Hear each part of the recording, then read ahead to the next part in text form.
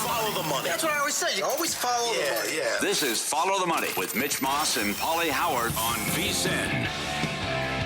This hour sponsored by Better. Better Picks, a daily fantasy sports app where your sports knowledge turns into real cash fast. Download Better. Visit better.app now. Sign up today. Get free money and no deposit necessary. Get Better now. BETR. Better.app. Busy hour coming up. I'll tell you what the Dodgers did for the first time since 1912. They pulled off something that is incredible last night against the Milwaukee Brewers. Matt Youmans on the program. Best bets in college football and the NFL, and our best bets at the tail end of the program as well, Pauly. We do have two really spectacular college games tonight on the board. Conference USA. Yeah, really put to the test here the last couple weeks, couple days rather, about, well, it's football, it's on TV. But then again, okay, these are some tough matchups, and Sam Houston one's an all-time. Well, sure, we can mock these like all day long. I think that's kind of the low-hanging fruit that's very easy to do. But I got to tell you, I have a bet on one of the games tonight. So what am I going to do when I get home? I will have the game on TV. Big moment for Delaware to be first-year FBS and to get on ESPN right away. I think they lose. So, yep. And Jacksonville State, I still think can win that conference. And the third choice, bit of surprise to me, plus 425 at DraftKings, considering what happened to Western Kentucky last night. But Jacksonville State with the quarterback change, they were a great story last year. And I wouldn't be surprised if they move it tonight and we get a high-scoring game. As far as UTEP and Sam Houston, oh boy. I mean, it's 1-5 against 0-6. UTEP averaging 18 points per game and Sam Houston averaging 17 a game. We got a total of 46.5. But as you always say, when it's a lot of times, especially in the NFL, when these bad teams play, there's a high-scoring game. Or they might be kind of entertaining. Yeah, you never know. Right. I mean, this one could be sloppy. I mean, think about this for a second. UTEP is lane 3 on the road against Sam, right? They're on the road? Yes. Again, I thought I had that written down correctly. Against Sam Houston State. So UTEP is 124th in the country in EPA per play margin. 124th. They've been picked off 12 times this year. That's the team that's a 3-point favorite here. How bad is Sam Houston State? Their EPA per play margin is 135th. That's second to last in the no, Charlotte is, oh my God, are they bad? Right. Charlotte's the only team in the country to be worse than Sam Houston State in that category. Yeah. And also, Sam Houston is 130th in yards per play on offense and 128th in yards per play allowed on defense. I don't know. This one here, I couldn't touch it. Nothing. It's like, maybe that'll be on the second screen. You can do the multi-view on YouTube TV. That is great. Yep. But I can't have a bet on that game. Yep. Did that last night, but shocked what happened with Western Kentucky. Yeah, that was bad. That's all time. To be from 7 up to 10, and you lay in 10, and you score 6 at home.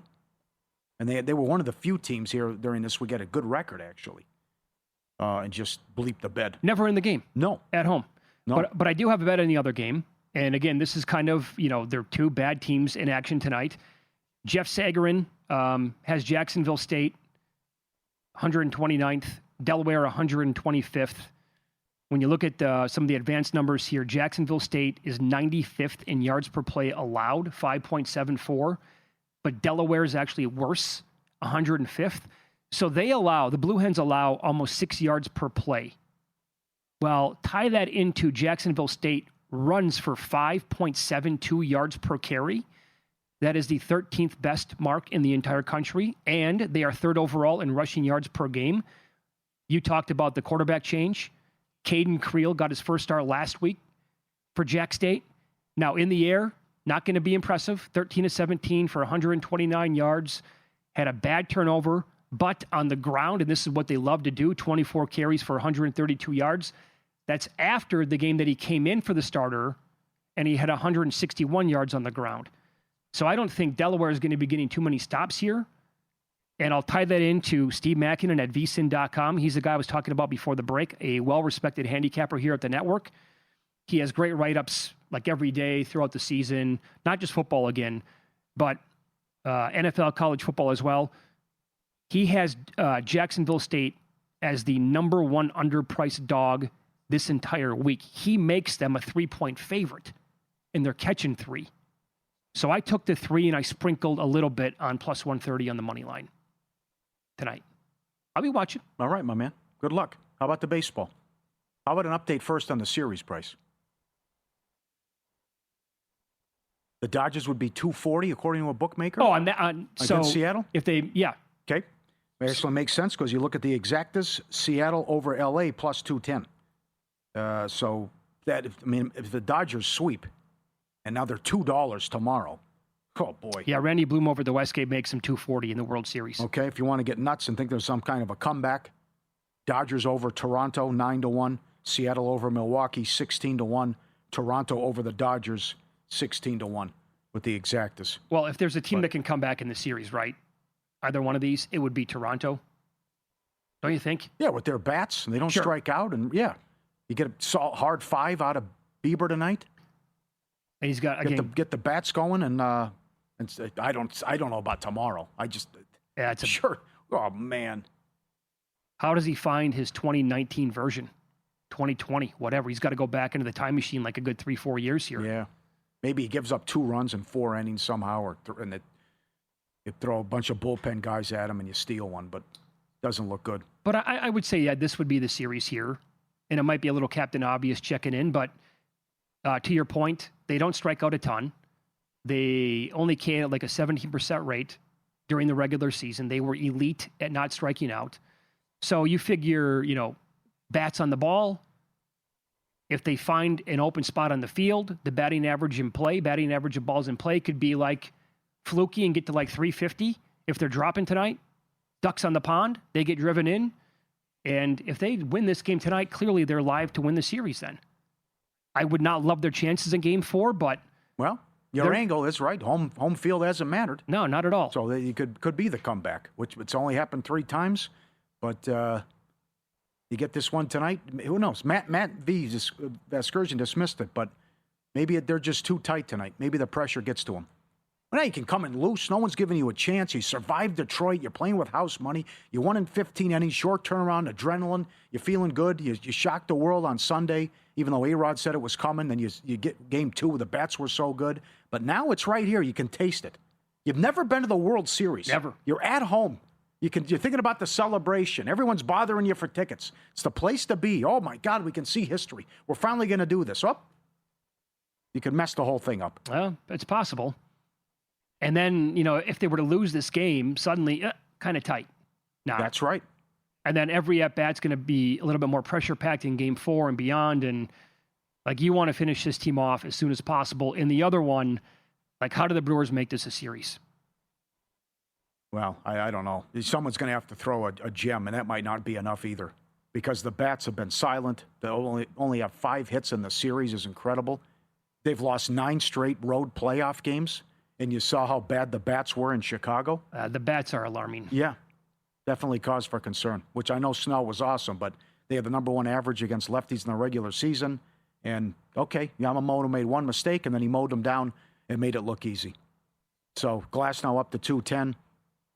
Brewers team total under, probably. And then how are they going to treat it with who they're going to throw in game 3? All right, so this is the one way where the Brewers, in my opinion, could get back into the series. And there's only one option here. You have to go with the Miz. I agree. You have to. And let me remind you, by the way, on July 8th, this kid, as a fireball-throwing righty, right, who's got that incredible angle and 104 miles an hour painting the corners, he was at home. The Brewers were facing this exact team. He allowed a leadoff home run to Shohei Ohtani to start the game. Not a great start for a young kid, right? And he was also facing Clayton Kershaw, by the way. What did he do for the rest of the game? He went 6 strong innings. He allowed 3 more hits, no more runs, and he struck out 12. This is the wild card. He is the one dude that you can put out there on the field anywhere in play against the Dodgers and save your season tomorrow. That's your only option. Yeah. I will be extremely disappointed if they don't go with him. Totally agree. And the frustrating part is there's so many guys in this Dodger team that aren't hinted. Yeah, and they're still true. on this incredible run. They've won 17 of their last 21 playoff games. Ohtani is 2 for his last 29, 3 for his last 29 with 12 strikeouts. Pages was on a 1 for 27 streak before he had the double. It's like, okay, no big deal. Here comes Mookie and Freddie and Muncy and Kike delivers, Mr. October. And, you're not going to score against us, so no problem. All we need is Hernandez, all these guys, too. But it's crazy. And I know they're doing the little engine that could stuff and, crying a little bit, which I understand the frustration that the Dodgers tax bill is more than their payroll. But you won 97 games. I mean, this is, I know it's staggering.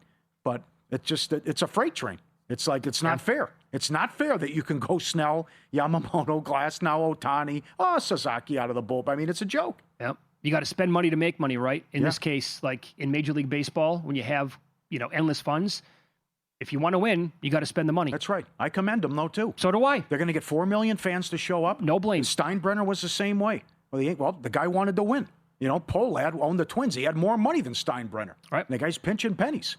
Steinbrenner's out there making moves and doing whatever it takes. Oh, they're all billionaire owners, right? If they wanted to, they could have given up the $50 million to Yamamoto's team over in Japan to get his services. But who does that? The team that's not afraid to go out there and spend the money. The breaking stuff's getting them, too. The off-speed stuff. Oh, yeah. The stat today, they're 0 for 34 on non-fastballs. So it's just throwing up the junk, and they have no answer for it. Oh, demoralizing. In your home park, too, you can't even get anything going. I can't get over the fact that the Brewers never reached second base again after Cheerio led off with a home run. That's pure domination. Yeah, it's like the Toronto stat. They're like 1 for 42 from the third inning on in the series. Yeah. And the Dodgers are doing something special when they passed a team from 1912. I'll tell you what it was coming up next.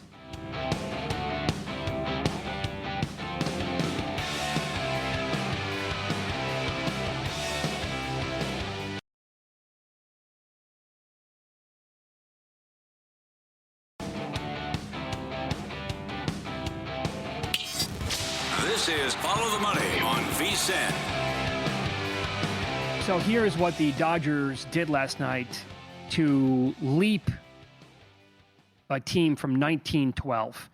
The Dodgers rotation now is at 1.54, second lowest in history among teams with at least 8 playoff games. The best team ever in a single season through at least 8 playoff games, the 1983 Baltimore Orioles and their stellar staff. They had an ERA of 1.31. Going into last night, the 1912 Giants had an ERA of 1.55. Now this year's Dodgers better than that season's Giants. Also, the 1996 Braves had a 1.59 ERA. If you're of our age, Pauly, maybe a little bit older, of course, how do you remember those, or how do you forget those Braves teams? They only won one World Series, but the fact that it was Maddox, Smoltz, Steve Avery, that rotation was so good. They won the division, 14 straight years, I think, back then? Yeah. And Maddox had, I think, like back-to-back seasons with an ERA around 1.6 or below. Just got a message from a buddy of the show here, Uncle Lou. Dodgers over Mariners can be found right now in Exacta at -130. Correct. Mm-hmm. Seems pretty good. That, yeah. And if you lose, then one of those teams will give up a 2-0 lead. Right. Then it'd be 4 out of 30 then. And then the incredible story would happen. I find it wild that only the 3 times it's happened, it's been in the World Series. That's strange to me. Right. I agree. I will own this if I'm wrong. I'm excited about tomorrow, 2 baseball games and a good Thursday night game. I'm expecting fireworks and scoring and a lot of passing yards. I think now with another week of practice with Flacco, singing the praises of his wide receivers, pointing out I couldn't even throw a spiral on some of them, how Chase could come down with some of these catches, the athleticism and the talent of Higgins. I think he goes over his passing yards again, and they look good in the second half against Green Bay. And now with the season on the line, the exact is $1.10 at Caesars, by the way, and according to one guy. And then I just think they'll be able to protect him and go shotgun and have some success through the air in this game, and they can pull the upset. And I also like Noah Fant, yards over receiving. No, I bet that already. He had 4 catches last week against the Packers, and now he's going against Pittsburgh, but he should be even more involved in the offense because Flacco was throwing the short stuff in Cleveland to get him involved. Now Gesicki on IR, so Fant is the guy to eat. So I just think it's reminiscent of when they had Flacco fever in Cleveland, that Taylor's just going to go, all right, let's go. Shotgun, try to protect them, and let's just sling this thing 40 times Well, Paul, and see what happens, because we know we have talented wide receivers. The thing, they had that with Browning. They had that with, but he kept turning the ball over and killing them. you can go back to a couple of weeks ago. You don't have to go back to 2023 because Joe Flacco loved to utilize both of his tight ends. Now, Stefanski's, they run that, I think, based on the personnel that they have more than like most teams in the league where they go double tight end and like Njoku and Fannin are both on the field at the same time. But go back and look at the game logs this year of the Browns when Flacco was there. And it's Fannin and Njoku both like every time. So that's split. Yep. Now there's one tight end basically on the Bengals who's going to be getting the action or actually getting the snaps and the routes run. It can only be one guy tomorrow night, basically, and that's Noah Fant.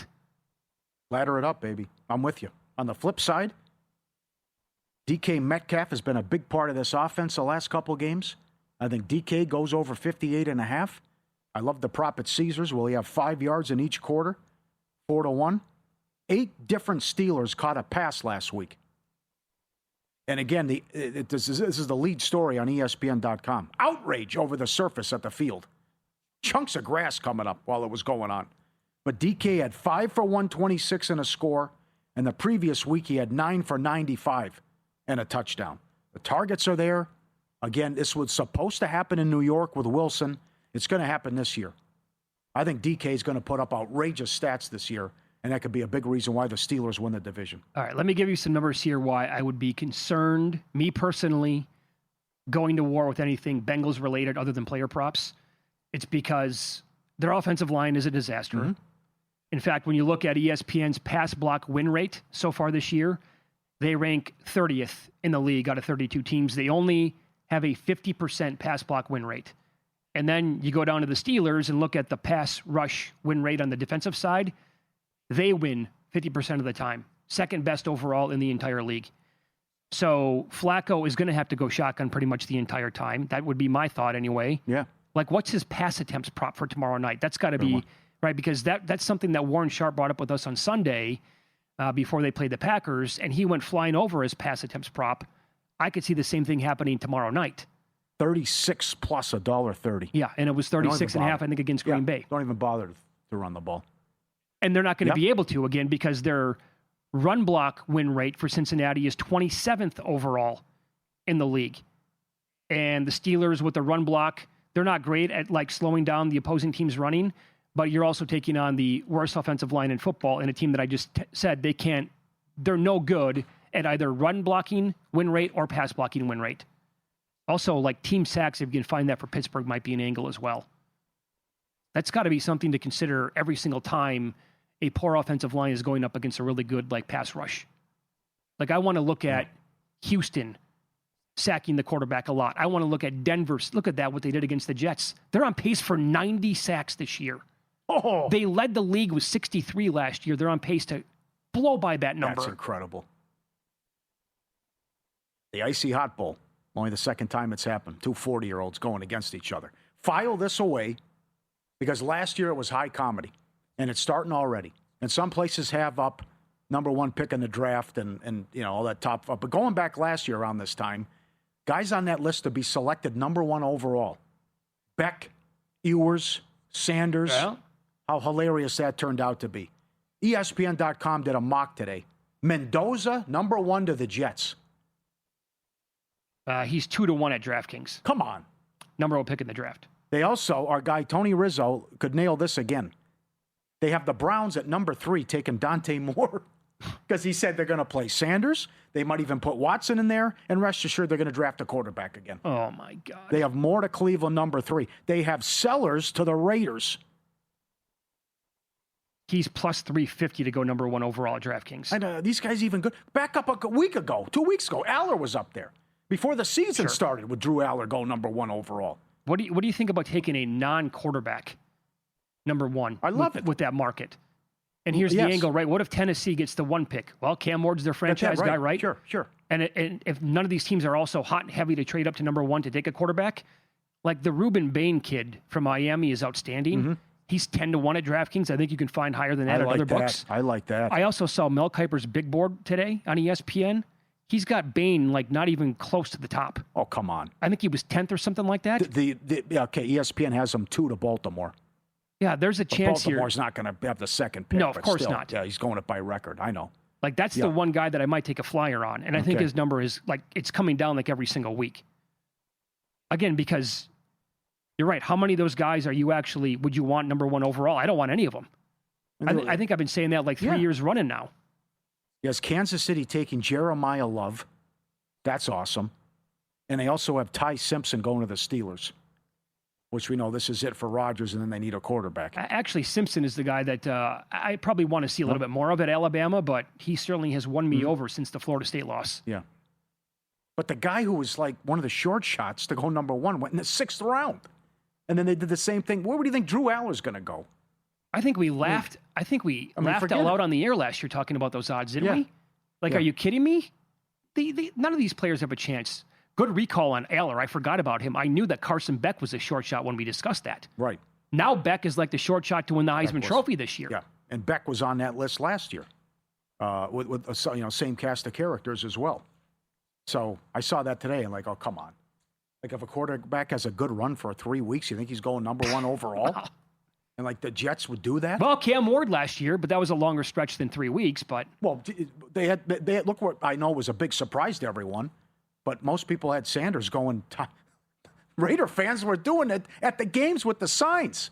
Tank for Sanders. I remember. He goes, Paul, I think there was I think offshore books put up a yes/no more than a year, like during the season, a year and a half ago on Sanders. Is he going to be the first pick of the draft? Yes, no. Yeah. It's like, can we get down in the no, please, for as much money as possible? Think sports start getting paid for with better picks? The daily fantasy sports app where your sports knowledge turns into cash. Sign up today, get free $10 and no deposit needed. And when you do deposit, get a 50% deposit match up to $200. Download Better in the app or Google Play Store or head to better.app. Promo code VSiN for your free money and deposit bonus. Get it now. Get that bonus at Better app and BETR.app. DraftKings has a better number on Ruben Bain to go number 1 overall. FanDuel has plus 850. All right. So he is the 4th shot at FanDuel and down the board a little bit more at DK. Simpson's 5-1. Maybe the Jets would say we're giving up 25 points a game. Maybe we can address that side of the ball and we go with defensive coach every time. Yeah. VSiN host Matt Youmans on the program coming up next. He's got a ton of best bets in college football and the NFL. He'll run them down for you next here on VSiN.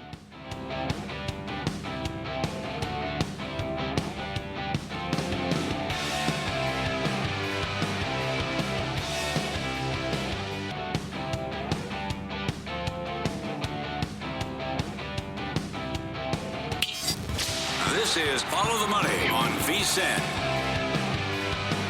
A lot of bets to get to here with VSiN host Matt Youmans. We'll go college football and the National Football League. Matt hosts Prime Time after us and also the Friday Night Football Invitational for 3 hours after this show as well, which we'll get to coming up in a second. Matt, let's begin here. And I was watching Prime Time last night, and you explained to the audience that you have a bet on Louisville plus 14. It's currently 13.5 against Miami. But you said don't bet it right now because you're quite convinced it's going to come back to 14, don't you? Yeah, anytime you have a popular public favorite like Miami, I think the Hurricanes are going to draw money on game day, and I expect that number to go back to 14. Now, it was at 14 at several books, I think on Monday night and Tuesday, and that's when I bet it. I actually told Tim Murray last week, I said 14 is going to be my buy price. If I can get that with Louisville, I'm going to be on it. So I took it. Now, Jeff Brom is a much better coach as an underdog than he is as a favorite. And this goes back years. And Brom, last time he was a favorite at home to Virginia, he lost 30-27 in overtime.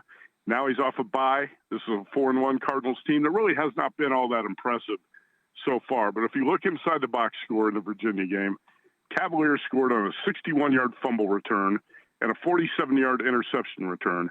Louisville outgained Virginia 383 to 237.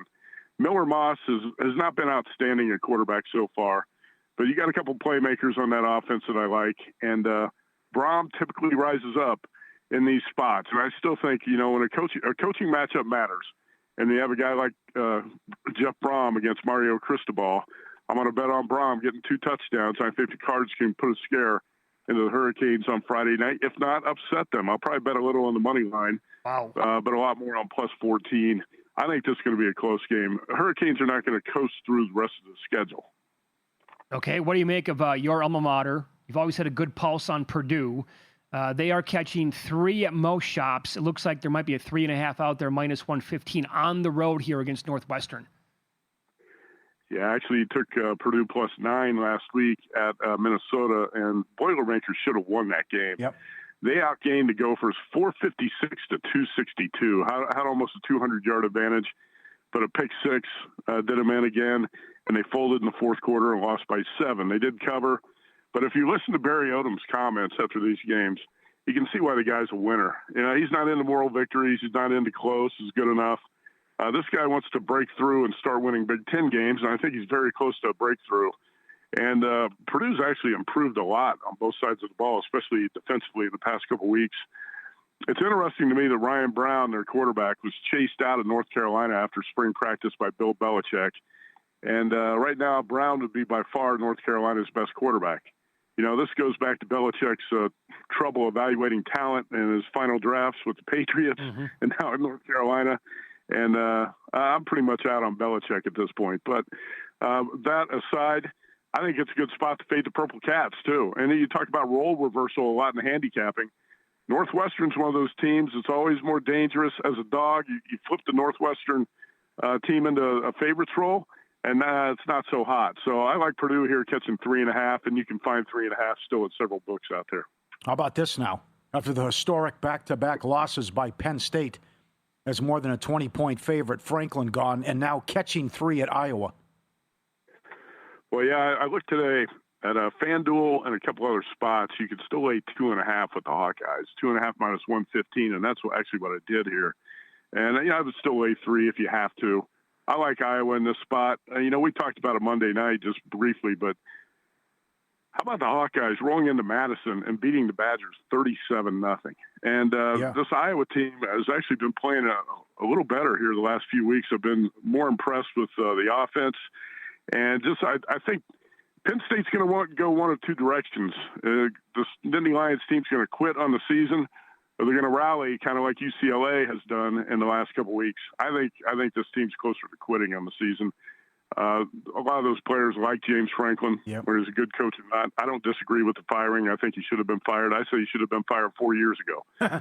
Drew Aller, the quarterback, is now out, right? So you got a new quarterback, you got a new coach. I don't like the situation. You're rolling into Iowa City, where a lot of stronger Big Ten teams have been whipped in the past, and I think Kirk Ferentz is going to get it done here. Lay the short price with the Hawkeyes. Okay. Another college game here. How big of a letdown spot are you anticipating here for Texas after their big win against Oklahoma last week? Now they go on the road to take on Kentucky, and the Longhorns are laying as high as 13 right now on the screen, Matt. Yeah, it's 13, so that was enough for me to take it. I talked about it last night. I said 12.5 now, but if it gets up to 13, I'll go ahead and take it, and I did. So I was on Texas in the under last week. I finally talked myself into that by Friday last week. And I just figured that John Mateer, coming back from that hand injury, the surgery, even if he played, he was not going to play that well. So the Longhorns caught the Sooners at exactly the right time. They got an injured quarterback who couldn't perform, and it was a defensive struggle. Texas did just enough to pull away to win that game. Arch Manning played okay. He wasn't great, but he played better. So I think the opinion of Texas might be a little bit inflated coming off that win. And when you're coming off your biggest win of the year against your rival, going on the road against a Mark Stoops defense, this is going to be a tricky spot. Remember what Mark Stoops has done to Lane Kiffin's offenses in the past. And I know Stoops is a lame duck coach right now, but Kentucky's off a bye, and is going to be dangerous as a home dog here. I'm going to take the 13. I think if the Longhorns win this, you're going to have to sweat it out. Follow the money, Pauly and Mitch Veasan, the Sports Betting Network. Matt Youmans, our guest on the Progressive Guest Line. I'm with you on Louisville, and I'm with you on this one. I like the Bengals tomorrow. Why are you taking the points? Well, the Steelers, I'm seeing some of these, and I don't know if you guys have talked about this. The mainstream media, the Pro Football Talk, some of these places, they put out NFL power rankings every week. Yeah. And they're just clueless about how they do these power rankings. And the Steelers right now I've seen as high as number 3 or number 5 in the NFL. Give me a break, okay? This Steelers team is nowhere near that. I think the defense has played better the last couple of weeks. But it's more like the typical Mike Tomlin, doing it with smoke and mirrors and winning close games, beating the bad teams. If the Steelers just beat the bad teams on the schedule, they're going to win that division. And they got to find a way to beat the Bengals. But I think this is a spot where you're going to see Cincinnati doesn't have many spots left on the schedule where the players are really going to care about winning the game. But in a division game, when you're a home dog against the Steelers, you got guys like Jamar Chase. I heard him talking about this game a couple days ago. He's going to be up for this. Joe Flacco played better than I thought he would at Green Bay last week. I thought, a 40-year-old quarterback who can't move behind a bad offensive line is going to be a sitting duck for that Packers defensive line. He got sacked only one time. I think this is going to be a competitive game. The Steelers offense gives you no indications that they're the type of team that's going to blow out opponents here.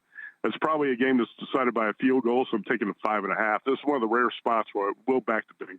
Yeah, Matt Youmans, our guest here. He's on the Progressive Guest line. Okay, so you and I typically, we're similar like this.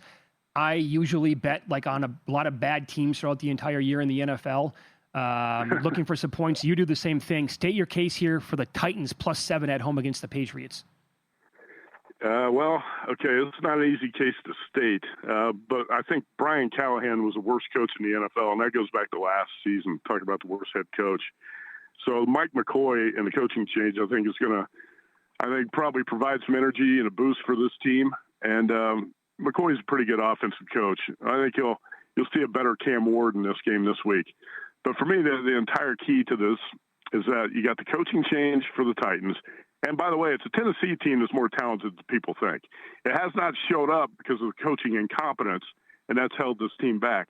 I think the coaching change is going to work wonders, at least in a brief period for this team. And how about the negative situation the Patriots are in? Third straight road game. You had your biggest win in a long time at Buffalo. You go on the road to New Orleans last week and have to sweat it out against the Saints, and now go to Nashville. I looked up the spread record. I don't have it in front of me. I mentioned it on the show a couple nights ago, but it's about 15 games under 500. The last 10 years, teams playing the third of 3 consecutive road games are about 15 games under ATS. This is just a negative scheduling spot for the Patriots. I know it's Mike Vrabel's revenge game because he got fired there, but I can't deny the coaching change and the third straight road game. I got to take the 7 with Tennessee. 90 seconds. Tell us about the Friday football contest.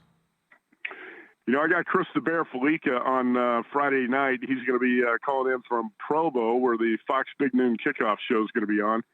And I was looking at the Westgate College football super contest standings. How about the Bear? He's in the top 5. Yeah. He's having a hell of a season.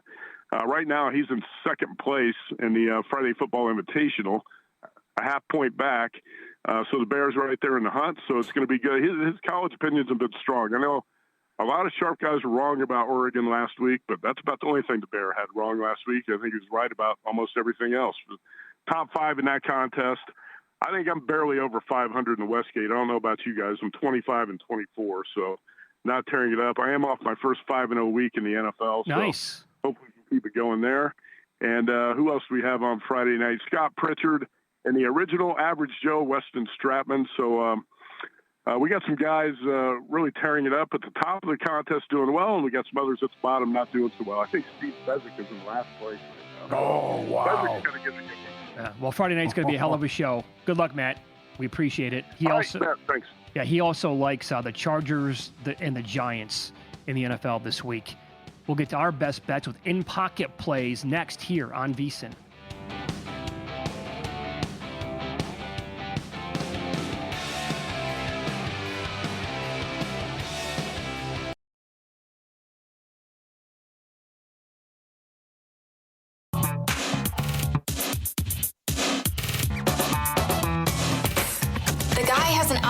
To determine the winner of any given college basketball game. Someone gives you 10,000 to 1 on anything. You take it. Take it. Take it. I bet you $20 I can get you gambling before the end of the day. No way. I'll give you 3 to 1 odds. Nope. 5 to 1. Nope. 10 to 1. You're on. All right. I don't know if you guys are aware of this. There's a parade today in Los Angeles because Ohtani got a hit last night. But under his total bases, another winner. At least he got a base hit, but his struggles continue in the postseason going back the last 7, how he's been 3 for 29 with 12 strikeouts. That was a winner. He's the new Dodgers' Clayton Kershaw. Yeah, no kidding. It's been incredible. Fun time of the year. NBA right around the corner. Hockey's here. I met a listener before the show. He goes, hey, I'm going to the game tomorrow. First period over, right? He said, yes, it is. Bruins and Knights. You know what to do. Go in the first 10. Absolutely. You got college football, 49 days in a row of action with football. Baseball playoffs as well. So we got an eclectic mix here. It's the way it should be. So we're going to get McLaurin back, but Noah Brown's on IR now. And now CeeDee Lamb's back at practice. In any event, the Washington needs a win. Look ahead line 2.5. Washington at Dallas in a good one on Sunday. I'm with Youmans. Louisville plus the points. I also agree he's right. That'll go to 14. So wait. UNLV Boise over 63.5. Big game Saturday. Bad job by the Rebels who gave up. They won, but they gave up 48 points to Air Force at home. That cannot happen. And the great comments I talked about yesterday from Joe Tsai, the Nets owner. You know, hey, we just had 5 draft picks. We used them all. We want our 1 pick this year, upcoming year, to be high. We don't have a pick after that. So you know what our strategy is. So we need that to be a good pick. Under 20.5 wins. Absolutely. You know what else just came to mind with that comment? How about when the Nets are competitive in games?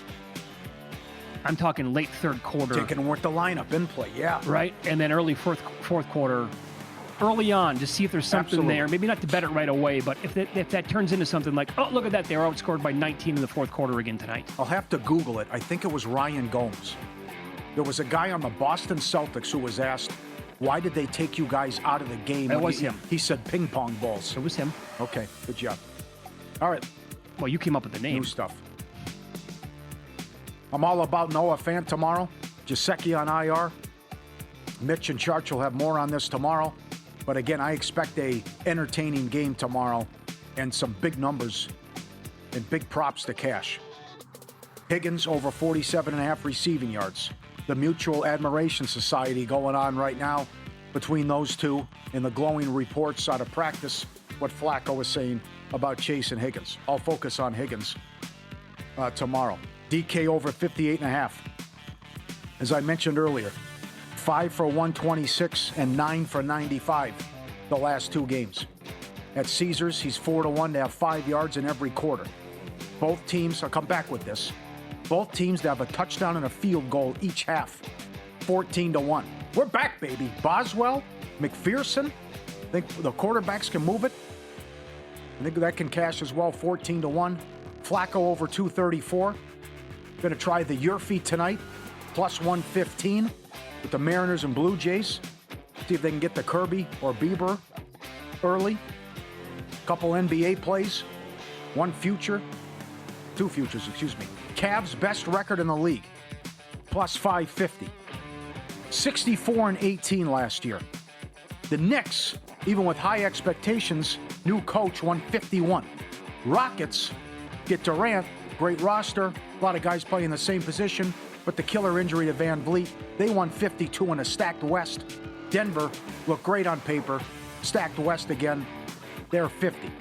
I still think the Cavs come out and have that. I have to fade OKC, but you have the Williams injury as well. OKC won 68, but the Cavs were 64-18. I like that. And a bad Eastern Conference. And the Dallas Mavericks, check the number. Oh, this is it. Whoa, I'm on the other side Johnny. of this. I'm on the other side of this. Yep. Under 41.5 wins. Here's games played by Anthony Davis. 62, 36, 40, 56, 51, 42. They can't come close to this number. Yeah, but hold on. You always loved him in L.A. Thought it was going to correct. Well, they got a title. I know. He can't stay healthy. And if he can't get to that big number, like 70s, there's no way they can go over this with Kyrie out. And I'm excited to see Flag as well. But if Anthony Davis is out, and rest assured he'll get hurt, they can't guard you. Wow, you really changed your tune on that guy since he left La La Land. Not that. By the way, Cooper Flagg's going to play a lot of point guard this year. Uh-huh. They're going to out-rebound teams on a nightly basis by, 15 rebounds per game. With Lively and Gafford and Flag. But it's going to be like Klay Thompson's going to be the one shooter on the court. Oh. And how many minutes is he going to give them? Is he still with Megan Thee Stallion, too? Oh, I think you hot think and he's heavy, focused? Yeah. Hot and heavy. Yeah. You come with the, you think he's focused? She'll have him straightened up for the season. Yeah, right. Good comments today coming out of Jacksonville. They have the London game. Quote, we have to get a bigger offensive role and get Hunter involved early and often. 50 yards is plus money in the game against the Rams. And that's coming from Cohen. And one more tonight, fun prop at Caesars. No home run, plus 550. Good luck, everyone. Boy, tomorrow night could be like a Super Bowl bonanza for you if you get a high-scoring game. Yeah, what I'm hoping for. Everything comes in. What I'm hoping for, yeah. Yeah, Brewers had to have that game last night. Like their chances. Like Peralta going in. They've been pesky all year long. And it was the exact opposite last night. Peralta was fine. He was good enough to win the game. But they never really made Yamamoto work. And I was disappointed in the effort overall and the at-bats. That was not the same team that we've watched pretty much the entire year, but they were losers last night and now completely stuck in that series against LA, unless they go with the Miz tomorrow. That's the only way they can turn it around, in my opinion. Isn't this something? Because these teams, these fan bases were so fired up and ready to go. Yeah, they had nothing to cheer for. No, nothing. Zero. In Toronto and Milwaukee. They were standing in the bottom of the ninth last night. But I think a lot of the Dodgers fans got like behind home plate, and it was like a listless. Like nothing was happening other than the fans standing. Pending Giants +7 on Sunday against the Broncos. Who knows? They might win that game outright. Rams Jags under 45. That game's going to be in London on Sunday. Oh, sorry, I didn't think this is not the best of spots for Denver. No, absolutely not. Yeah, no, you might have something there. Yeah. So one of the reasons why, the reason why I bet this is because the K-prop projector at vsin.com, they are projecting George Kirby for almost 6Ks tonight. One of the sharpest books in the world when I bet it had Kirby over 4.5 minus 137. I found minus 114, so I took it. I don't love the bet at all. I was thinking about getting out from it, to be honest. I don't know if I'd make it right now, but I did it earlier, and it is what it is. Noah Fant as well. This number's moving a little bit, but I put this up on the website as well. Over 26.5. Really like his chances tomorrow night. He's like the only tight end, and Flacco loves his tight ends. Yeah. I found a spot where I can do 2-team 6-point teasers minus 110. Hello, back in business. So Colts +7.5, Falcons +8 on Sunday. Yeah. And give me Jacksonville State. We're gonna get dirty tonight.